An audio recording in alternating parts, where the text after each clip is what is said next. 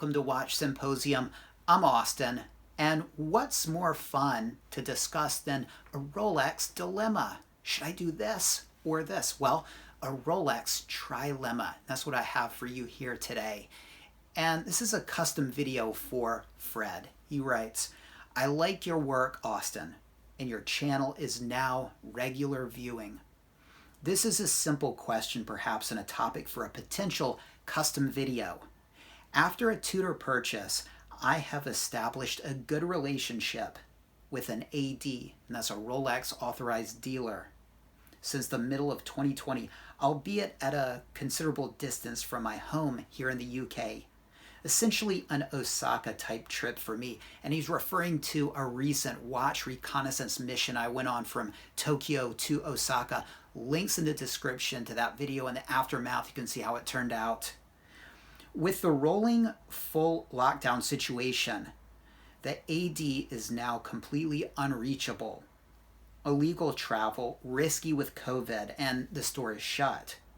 This is the biggest challenge to me, the logistics of the purchase. And it sounds like Fred just has to be patient until things get back to normal. But he's got his foot in the door via a humble Tudor. And that's why you might want to go to AD's off the beaten path. This wouldn't have happened in New York, London, here in Tokyo.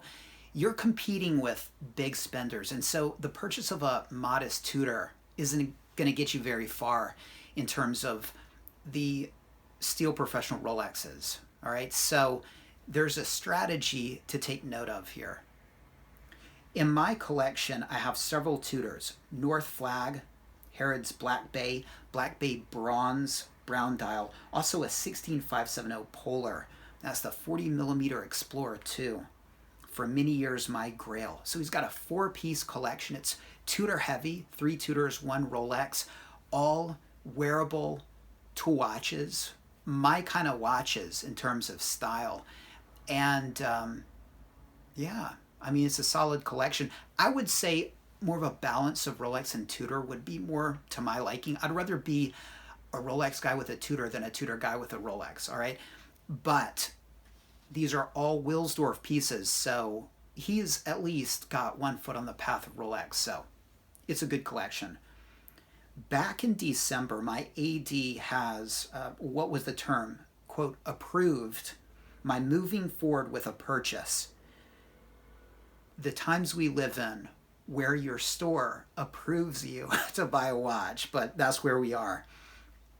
I've missed the chance for the last of the no-date Supercase subs he had in store because of the travel restrictions. However, the new no-date 124060 has been agreed upon, so I can most likely secure this when travel is again possible and the store opens. I'm not sure when this will be, possibly several months away. Just be patient. Remote purchase and shipping is, of course, impossible. And here's the trilemma. The trilemma is that I might be able to source, instead from the same AD, a Polar Explorer 2 216570, complementing the older model, or I could wait and grab instead whatever new Explorer 2 might arrive this year. All right, so keep in mind, he has 3 Tudors, 1 Rolex. The 1 Rolex he has is the 16570 40mm Explorer 2. And he's basically got his foot in the door for the contemporary 2020 no-date ceramic sub. But he's thinking, maybe I should get the 21657, the 42mm Explorer 2. I know he's already got the 40mm version, okay? Or possibly wait to see if this year the new Explorer 2 comes out. And of course, we all think it will, because the Explorer 2 first came out in 1971. It's 50 years later here in 2021. And we're all expecting an Explorer 2 anniversary model. And so should he just hold off and wait for that? All right, essentially that's the trilemma here, but let me just finish what he writes. I already have the 16570 and my interest is steel sports only. Nothing else in the catalog is of interest to me, and I am likely to close my collection this time around. So basically, we're looking at one more purchase, and then he's done. So this is essentially an exit piece. A lot of people are going for exit pieces these days. I think it's an attempt at being satisfied. I don't know if it'll work. With this level of expenditure, long-term investment is key. I would move fast on any of these options but for the lockdown. The clock is ticking, so to speak, and prices increase while availability, particularly any 216570 option, declines in a period of global uncertainty. All right, so essentially his trilemma is this. A, get a 124060, the 41 millimeter 2020 ceramic no date sub now or pretty soon, or B, try hard to secure from that same AD the 42 millimeter Explorer 2 216570. That's option B. Or C, wait. Wait for the anniversary Explorer 2, whatever that might be. One thing is sure though, if they drop the SS bezel and go ceramic, I'm out. All right, so right off the bat, I would say forget about option 3 because we don't know if this watch is coming this year. It's going to come sometime, but we don't know if it's coming this year, and you don't know what that watch is going to be. You might not like it, and so to hold out for a watch that may not even come this year and may not be to your liking doesn't seem like a good strategy. Also, you might not be able to assume that you could jump the line and get that new watch. They might have VIPs that they need to take care of first, and you know that watch is going to be hot whenever it does come out. And so be careful there, all right? So I would say number 3 wouldn't do it, all right? Number 2, we're working our way back up. I think this was option B, the 42 millimeter Explorer 2. Now you've already got a 40 millimeter Explorer 2, so I can't see why you would want to double up unless you just love Explorer 2s. They're like your thing. And you'd have the 40 millimeter and the 42 millimeter. I can't see wanting to do that. Now you might be thinking investment potential. If the 2021 Explorer 2 drops, our price is going to really shoot up on the 216,570, the 42 millimeter Explorer 2. Possibly.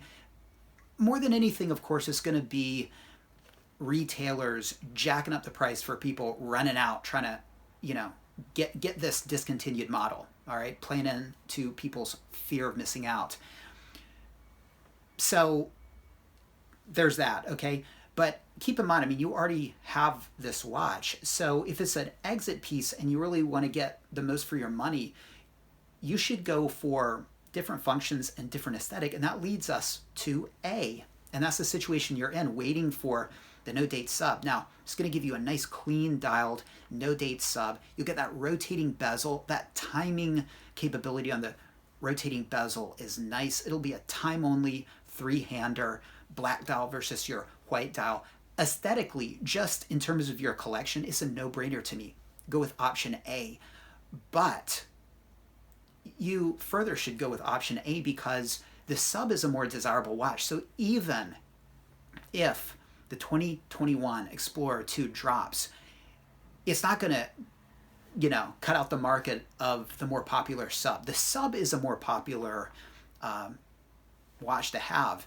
And so, again, unless you're just an Explorer 2 fanatic, all right, then I would just go with the sub. You got your foot in the door. They've essentially promised you this, and I think it's got more potential. It's a more desirable watch. It's got more investment potential, more collectability. It's going to make your collection better. It's going to make your collection more diverse aesthetically in terms of functions.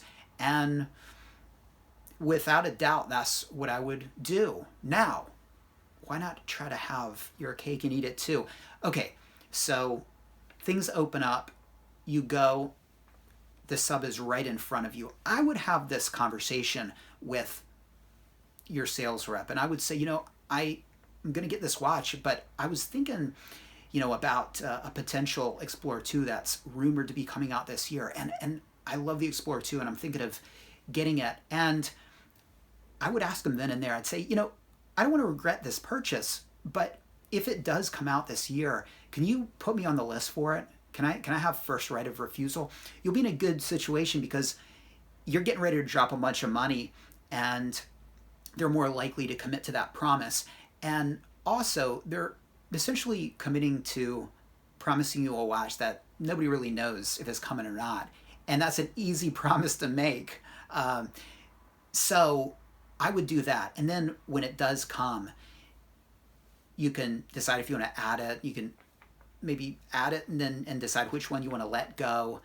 And that'll give you options. All right. If you come away with nothing, viewer and Fred, today, one other thing I would say is we're in a period where if you get a chance to get something, you got to get it. You got to jump on it. And you got to be quick about it because conditions can change and VIPs can jump the line. And VIPs that spent tens of thousands yesterday can emerge and take your place. Sales reps can get pissy. They can decide they don't want to sell it to you. And so when you have a chance to get something, jump on it. All right. Don't hesitate. Don't think, is this what I really want? Should I try to get this instead? I'll tell you this, if I were a Caddy sales rep and I had a list of people who wanted a sub and I was calling them, if they said, no, I don't want a sub, I want this instead, I'd say, you're done.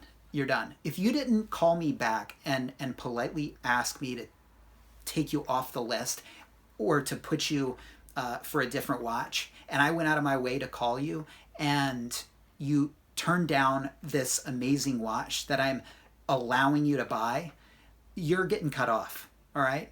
If I'm catty about it. And so tread with caution these days. I mean, is the customer right? Hell no, not anymore. I mean, at Rolex these days, the sales reps are demigods, and if they allow you to buy a piece, you have to jump on it and don't walk away. And last thing you want to do is think, well, now that I can get this, maybe can I wait and get that? I mean, don't push your luck is what I'm saying. All right. Let me know what you think, guys. Take care. Thanks for watching. And Fred, thanks again for this custom video request. Take care, and I'll see you next time.